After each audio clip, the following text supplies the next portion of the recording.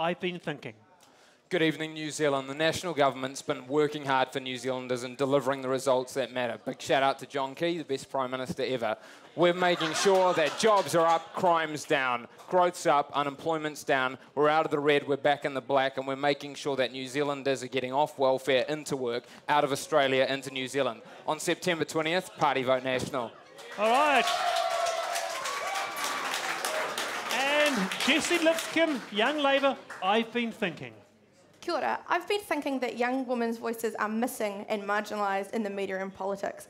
That's why over the last week, when Labour's been talking about its policies about eliminating violence against women and children, we've heard old white men talking about it. That's why it's taken decades to get abortion law reform back on the agenda. We have a little hope in the women in Young Labour and people like Holly Walker in the Greens, but there's still a long way to go. I'm proud to be working with a party, with the Labour Party, who wants to turn that around. The best thing we can all do together to achieve positive change is to support young women in politics from the grassroots to the beehive up. Fantastic. Jessie Lipscomb.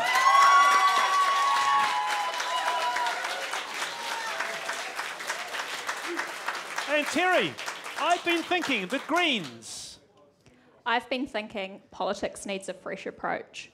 Young people are facing rising housing costs, lower wages, climate change. These are things facing our generation, and we need to take leadership. I am proud to be part of the Green Party who not only advocate for our issues, but actively stand young candidates and stand behind them. That is why I'll be party voting Green this election. All right, very good. Terry, very good. And Kerwin Rowlinson, New Zealand First, I've been thinking. Good evening, New Zealand. Sup.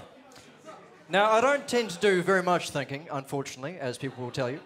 But one thing which I've been remembering is how New Zealand once led the world in terms of living standards and equity for our people. Before neoliberalism, as perpetrated by these guys over to my far right, decided to despoil and destroy this country, we had an egalitarian society where Jack was as good as his master and everybody had a fair opportunity for social advancement. New Zealand First, with the hashtag #PutNZ will bring this back and resurrect this. Thank you. Very good. Kerwin Rowlinson. And finally, Louis Holbrook, I've been thinking ACT.